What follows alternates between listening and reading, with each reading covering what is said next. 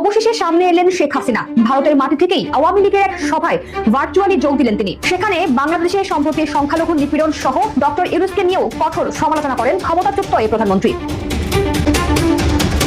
এমনকি অভিযোগ করলেন ডক্টর ইউনূসের পরিকল্পনাতেই বর্তমানে গণহত্যা চলছে বাংলাদেশে। গতকাল ভারতীয় এক সংবাদ মাধ্যমে এই সংক্রান্ত একটি প্রতিবেদন প্রকাশিত হয়। শেখ হাসিনা নিউ ইয়র্কে প্রথমবারের মতো ভিডিও কনফারেন্স করেছেন এবং সেখানকার একটা অনুষ্ঠানে অতিথি হিসেবে তিনি ভাষণ দিয়েছেন, যেটা একটা বড় ঘটনা ঘটেছিল।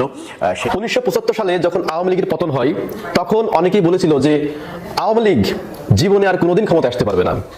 1996 সালে আওয়ামী লীগ কিন্তু আবার ক্ষমতায় চলে এসেছে। আর এখন তো ডিজিটাল প্রযুক্তি, আওয়ামী লীগ কিভাবে ক্ষমতায় আসবে আমি এই ভিডিওতে বলে দিচ্ছি। যদি আমার কথাগুলো না মেলে আমার ফেসবুক পেজে আমার সাথে কন্ট্যাক্ট দেবেন যে ভাই আপনি যেটা বলেছিলেন আওয়ামী লীগ তো ক্ষমতায় আসেনি। অবভিয়াসলি আওয়ামী লীগ ক্ষমতায় আসবে এবং যে সিস্টেমে আসবে সেই সিস্টেমটা আমি বলে দিচ্ছি। আশ্চর্য হয়ে যাচ্ছেন 8 ডিসেম্বর আসলে শেখ হাসিনা কিভাবে তিনি রাজনীতির মাঠে আবারও পুনরাবৃত্তি করতে যাচ্ছেন, পুনর্বাসিত হতে যাচ্ছেন। প্রিয় দর্শক, এই মাত্র খুবই গুরুত্বপূর্ণ ভিডিওতে আপনাকে স্বাগতম। দর্শক, আপনারা ভিডিওর থাম্বনেল দেখেই বুঝতে পেরেছেন আজকের ভিডিওটি কতটা গুরুত্বপূর্ণ হতে চলেছে। দর্শক, আজকের ভিডিওতে অনেক চাঞ্চল্যকর সব গোপন তথ্য ফাঁস করা হবে, তাই না টেনে সম্পূর্ণ ভিডিওটি দেখতে থাকুন এবং এই রকম আরো নিউজ শুনতে চ্যানেলটি সাবস্ক্রাইব করে আমাদের সাথেই থাকুন। তো চলুন দর্শক, কথা না বাড়িয়ে আমরা মূল ভিডিওতে যাই।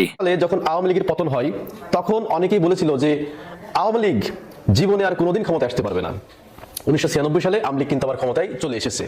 আর এখন তো ডিজিটাল প্রযুক্তি, আওয়ামী লীগ কিভাবে ক্ষমতায় আসবে আমি এই ভিডিওতে বলে দিচ্ছি। যদি আমার কথাগুলো না মেলে আমার ফেসবুক পেজে আমার সাথে কন্ট্যাক্ট দেবেন যে ভাই আপনি যেটা বলেছিলেন আওয়ামী লীগ তো ক্ষমতায় আসেনি। অবভিয়াসলি আওয়ামী লীগ ক্ষমতায় আসবে এবং যে সিস্টেমে আসবে সেই সিস্টেমটা আমি বলে দিচ্ছি। প্রথমত, পয়েন্ট টু বি নোটেড, প্রথমত আওয়ামী লীগ যে কাজটা করেছে, ছাত্র জনতার উপরে যে গুলি চালিয়েছে বা যে গণহত্যাটা তারা করেছে, এই গণহত্যার জন্য আওয়ামী লীগ ক্ষমা চাবে। এবং দ্বিতীয়ত আওয়ামী লীগ যে কাজটা করবে সেটা হচ্ছে তাদের দলকে সংস্কার করবে। ইভেন শেখ হাসিনাকেও তারা সংস্কার করতে পারে, কারণ আওয়ামী লীগের যারা হাইকমান্ড আছে তারা কিন্তু এই জিনিসটা খুব ভালো করে জানে বা বোঝে যে শেখ হাসিনা যদি আওয়ামী লীগের হাল ধরে তাহলে এই আওয়ামী লীগ আর কখনো ক্ষমতায় আসতে পারবে না। কারণ এদেশের 18 কোটি জনগণ শেখ হাসিনাকে প্রত্যাখ্যান করেছে শুধুমাত্র তার জিদের কারণে, তার রাগের কারণে, তার একগুইমের কারণে। এই যে আপনারা দেখেছেন যে আইসিটি মন্ত্রী পলক, এরপরে আইনমন্ত্রী, এরপরে হচ্ছে সালমান এফ রহমান, যারা যারা ছিল অ্যারেস্ট করা হয়েছে, তাদেরকে রিমান্ডে নেওয়ার পরে তারা কিন্তু একটা কথাই বলেছে যে আমরা বারবার নিষেধ করার পরও শেখ হাসিনা আমাদের কথা শুনে নাই। মানে তিনি অল ইন ওয়ান, তিনি যা বলবে সেটাই। এই গণহত্যার জন্য সবচেয়ে যিনি বেশি দায়ী সেটা আছে 1 নম্বরে আছে শেখ হাসিনা, 2 নম্বরে এই স্বরাষ্ট্রমন্ত্রী কামাল, এই 2 থেকে 3 জন, আরেকজন আছে ওবায়দুল কাদের। এই 2 থেকে 3 জন বা 5 জন এরকম বুড়ো মাথা, মানে ইনভ্যালিড মাথা, এরা অল ইন ওয়ান ছিল আওয়ামী লীগের। এবং শেখ হাসিনা মনে করতো এই দেশটা হচ্ছে তার বাবার এবং এই দেশটা হচ্ছে তার, আর আমরা যারা জনগণ আছি আমরা সব আছে এই দেশের ভাড়াটিয়া। এইরকম মেন্টালিটি নিয়ে শেখ হাসিনা দেশ পরিচালনা করতো, যার ফলে তার পতনটা হয়েছে এই কায়দায়। তো এই শেখ হাসিনা যদি আওয়ামী লীগের হাল আবার ধরে, এইটা সত্য কথা যে এই আওয়ামী লীগের ক্ষমতা আসতে পারবে না। কিন্তু এক্সেপ্ট হাসিনা, শেখ হাসিনা বাদে যদি অন্য কোনো ব্যক্তি, নতুন কোনো মুখ যদি আওয়ামী লীগের হাল ধরে, এই আওয়ামী লীগ ব্যাক করতে বাধ্য। আওয়ামী লীগ ব্যাক করতে বাধ্য যদি শেখ হাসিনাকে বাদে যদি আওয়ামী লীগ এই দলের হচ্ছে হাল ধরে। এরপরে বলি যে এই আওয়ামী লীগ কবে ক্ষমতা আসতে পারে, আমি এটার একটা স্পেসিফিক উত্তর আমি দিয়ে দেবো। আপনার কাছে যদি আমি জিজ্ঞাসা করি যে আওয়ামী লীগ কবে ক্ষমতায় আসবে, এটা আপনিও বলতে পারবেন। দেখেন, আমি আপনাকে কিছু প্রশ্ন করবো, এই প্রশ্নগুলো জাস্ট আপনি একটু অ্যান্সার করবেন, জাস্ট আমাকেই আপনি বলে দিবেন যে আওয়ামী লীগ আবার কবে ক্ষমতায় আসবে। পয়েন্ট টু বি নোটেড, আমি আপনাকে ফার্স্ট অফ অল আপনাকে যে প্রশ্নটা করতে চাই সেটা হচ্ছে, বলেন তো 2001 থেকে 2006 বিএনপি এমন কোন উল্লেখযোগ্য কাজ করেছে কিনা যেটা দেশবাসী মনে রাখবে? আপনার অ্যান্সার কি? নো। তার মানে 2001 থেকে 2006 সাল পর্যন্ত বিএনপি এমন কোনো কাজ করেনি বা দেশের এমন কোনো উন্নয়ন করেনি যেটার জন্য দেশবাসী বিএনপিকে মনে রাখবে, এটা করে নাই। আচ্ছা, 2 নম্বর একটা প্রশ্ন, 2 নম্বর আপনাকে যে প্রশ্নটা করবো সেটা হচ্ছে যে বলেন তো যে বিএনপি একটানা পরপর 2 টার্মে ক্ষমতা থেকেছে এমন কোনো রেকর্ড বিএনপি আছে কিনা? নাই। অন্য কোনো দলের আছে কিনা? নাই। যদিও আওয়ামী লীগের ক্ষেত্রে বিষয়টা কি, তারা তো স্বৈরাচারী ভাবে জোর করে ক্ষমতায় ছিল এই জন্য, কিন্তু বাংলাদেশ হচ্ছে এমন একটা গণতান্ত্রিক দেশ, এই দেশের জনগণের মেন্টালিটি, এই দেশের জনগণের যে চাওয়া পাওয়া সেটা হচ্ছে যে তারা কখনোই 5 বছরের অধিক সময় ধরে একই দলকে তারা ক্ষমতায় রাখে না। এবং আমাদের বাংলাদেশের এই পলিটিক্যাল পার্টিগুলো এতটা সভ্য হয়ে যায়নি, এতটা দেশপ্রেমিক হয়ে যায়নি যে তারা দেশের জন্য সবকিছু করে, বরঞ্চ প্রত্যেকটা পলিটিক্যাল পার্টি যে যার মতো যখন ক্ষমতা এসেছে সে তখন দেশকে শকুনের মতো করে চষেছে। তো সুতরাং এই দেশের জনগণ জানে যে ক্ষমতায় যে আসবে, এই খেটে খাওয়া দিন মজুর বা সাধারণ জনগণ আছে আমাদের মাথার উপরে কাঁঠাল ভেঙে রেখাই, এইটা দেশের জনগণ খুব ভালো করেই বোঝে। তো সুতরাং একটা দলকে দেশের জনগণ 5 বছর সময় দেয়, সুযোগ দেয়, এরপরে ওই দলকে ভর্তি করে আবার পরবর্তী একটা দল নিয়ে আসে। কারণ দেখেন এই যে ইতিমধ্যেই বিএনপির প্রতি মানুষের কিন্তু যে আগে যে একটা আস্থা ছিল সেই আস্থা এখন কিন্তু আর নাই। আওয়ামী লীগ এবং বিএনপি এই দুটোর মধ্যে কিন্তু কোনো পার্থক্য নাই, এমন কোনো হিউজ পার্থক্য নাই যাতে করে জনগণ বিএনপিকে মনে করবে যে এদেরকে 10 বছর আমরা সুযোগ দেবো। বিশ্বাস করেন ভাই, আমি একেবারে ডেট সহ আপনাকে বলে দিব যে আওয়ামী লীগ কখন ক্ষমতা আসবে, মিলিয়ে নেবেন। যদি না মিলে আমার এই ভিডিওর নিচে আপনি কমেন্ট করবেন। বিএনপি যখন ক্ষমতায় আসবে, বিএনপি ক্ষমতায় আসার পরের বার আওয়ামী লীগ ক্ষমতায় আসবে, এটা লিখে রাখেন। বিএনপি যদি 2 বছর পরে ক্ষমতায় আসে তাহলে আওয়ামী লীগ ক্ষমতায় আসবে ওই 5 আর 2 7 বছর পরে। বিএনপি যদি 1 বছর পরে ক্ষমতায় আসে তাহলে আওয়ামী লীগ ক্ষমতায় আসবে 6 বছর পরে। অর্থাৎ এইটা একেবারে আমি কনফার্ম হয়ে আপনাকে বলতে পারি, মানে একেবারে গ্যারান্টি দিয়ে আপনাকে বলতে পারি, বিএনপি যখনই ক্ষমতায় আসবে তার পরের বারই আওয়ামী লীগ আসবে, এটা মিলিয়ে নিন। কারণ আমি বললাম যে বিএনপি 2 টার্মে আসছে এরকম রেকর্ড নাই। অর্থাৎ বিএনপি যখন তার ক্ষমতা থেকে এই লুটতারাজ, এরপরে টাকা পাচার, অর্থ পাচার, দেশের জনগণের উপরে আধিপত্য বিস্তার এগুলো যখন শুরু করে দিবে না, তখন দেশের জনগণ অধিষ্ঠ হয়ে বলবে এটা চেঞ্জ করো। এরপরেই তারা বিকল্প হিসাবে আওয়ামী লীগকে গ্রহণ করবে। যদি না করে আমাকে বলবেন।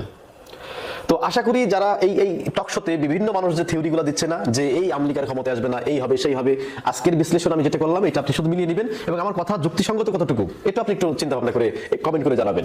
তো ভালো থাকবেন। রাজনীতিতে শেষ কথা বলতে আসলেই কোনো কিছু নেই।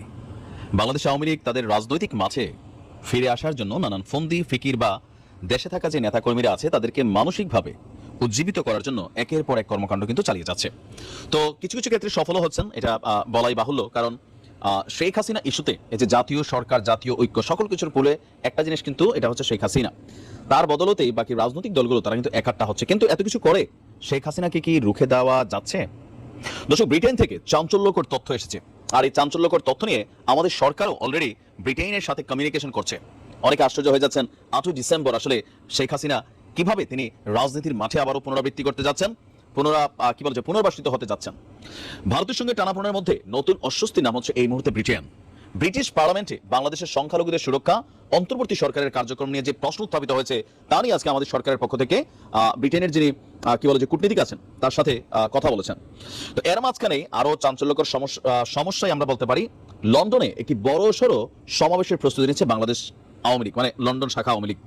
আগামী 8 ডিসেম্বর একটা মহা সমাবেশ হবে, যেখানে হাজারো নেতাকর্মী যারা ইউরোপ আমেরিকার বিভিন্ন দেশে আছেন তারা সেই প্রোগ্রামে উপস্থিতি মেকশিওর করবে। বলা হচ্ছে অনুষ্ঠানের আয়োজক হচ্ছে যুক্তরাজ্য আওয়ামী লীগ। শেখ হাসিনাকে প্রধানমন্ত্রী দাবি করে তারা একটা আয়োজনের পোস্টারও করেছে, যেখানে প্রধান অতিথি হিসাবে হাসিনা বক্তব্য রাখবেন বলে প্রচারও চালাচ্ছে। যদিও আপনার এই মুহূর্তে ভারতে অবস্থান করছেন, আজকে 5 ডিসেম্বর আনটিল নাও তিনি ভারতে আছেন বলে মেকশিওর করা হচ্ছে।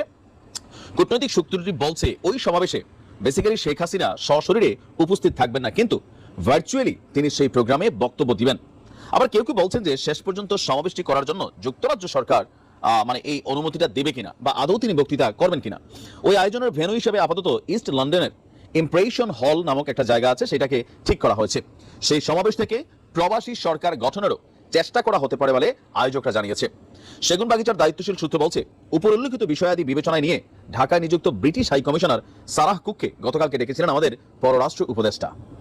সাধারণত যে কোনো বিষয়ে অসন্তোষ জানাতে রাষ্ট্রদূত বা হাই কমিশনারকে অতিরিক্ত সচিব বা মহাপরিচালক পর্যায়ে ডাকা হয়, কিন্তু ব্রিটেন যেহেতু শুরু থেকেই অন্তর্বর্তী সরকারকে সাপোর্ট দিয়ে আসছে, তাই স্পর্শকাতর বিষয়গুলো নিয়ে উপদেষ্টা নিজেই রাষ্ট্রদূতকে ডেকে কথা বলেছেন।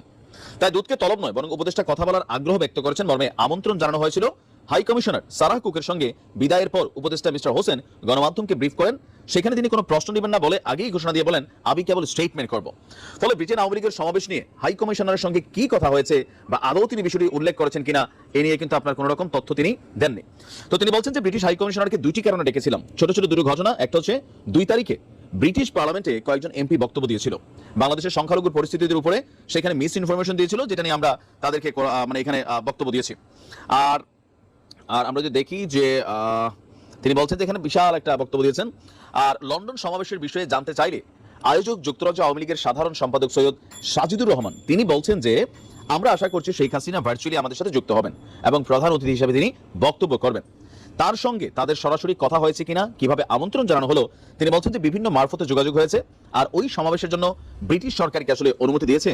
তো এই নেতার বক্তব্য হচ্ছে হল রুমে অনুষ্ঠানের অনুমতি লাগে না, কেবলমাত্র 10 ডাউনিং স্ট্রিট এবং পার্লামেন্টের সামনে অনুষ্ঠান করতে অনুমতি লাগে। বাস্তবতাকে অগ্রাহ্য করে শেখ হাসিনাকে তারা কিভাবে প্রধানমন্ত্রী বলে যে প্রচারণা চালাচ্ছেন সেই বিষয়ে তিনি বলছেন বিদ্যমান সংবিধানে তো অন্তর্বর্তী সরকার বলে কোনো কিছু নেই, পরবর্তী নির্বাচনের সরকার দায়িত্ব নেওয়া পর্যন্ত, সুতরাং শেখ হাসিনাকে প্রধানমন্ত্রী বলতে পারি। তার মানে 8 ডিসেম্বর থেকে আওয়ামী লীগের রাজনৈতিক যে পুনর্বাসন প্ল্যান অথবা রাজনীতির মাঠে ফিরে আসার যে সবচেয়ে শক্তিশালী ধাপ, সেটা হচ্ছে শেখ হাসিনা জনসম্মুখে ভিডিও কনফারেন্সে প্রকাশ্যে বার্তা দিতে যাচ্ছেন। এখন এটা 8 ডিসেম্বর বিকালে ধর্মীয় নেতাদের সঙ্গে সংলাপে বসছেন প্রধান উপদেষ্টা। দেশের চলমান নানা ইস্যুতে ধারাবাহিক আলোচনার অংশ হিসেবে ধর্মীয় নেতাদের সঙ্গে বৈঠকে বসছেন অন্তর্বর্তী সরকারের প্রধান উপদেষ্টা অধ্যাপক ডক্টর মোহাম্মদ ইউনূস। বৃহস্পতিবার 5 ডিসেম্বর বিকাল 4টায় রাজধানীর হেয়ার রোডে ফরেন সার্ভিস একাডেমিতে এ বৈঠক শুরু হবে। প্রধান উপদেষ্টার উপপ্রেস সচিব আবুল কালাম আজাদ মজুমদার জানান, দেশের চলমান নানা ইস্যুতে সংলাপের অংশ হিসেবে প্রধান উপদেষ্টা আজ ধর্মীয় নেতাদের সঙ্গে বৈঠক করবেন। এর আগে তিনি গত মঙ্গলবার বৈষম্য বিরোধী ছাত্র আন্দোলনের নেতৃবৃন্দ এবং গতকাল বুধবার রাজনৈতিক দলের নেতাদের সঙ্গে বৈঠক করেন। বৈঠকে প্রধান উপদেষ্টা দেশের বিরুদ্ধে যে কোনো ষড়যন্ত্র রুখে দিতে জাতীয় ঐক্যের ডাক দেন। প্রধান উপদেষ্টা বলেছেন, ছাত্র জনতার গণ অভ্যুত্থানকে যারা পছন্দ করেনি তারা এই অভ্যুত্থান মুছে দিতে চায়, তারা বাংলাদেশকে নিয়ে অপপ্রচার চালাচ্ছে। তিনি এই ষড়যন্ত্র মোকাবেলায় সবাইকে একজোট হয়ে সোচ্চার হওয়ার আহ্বান জানান।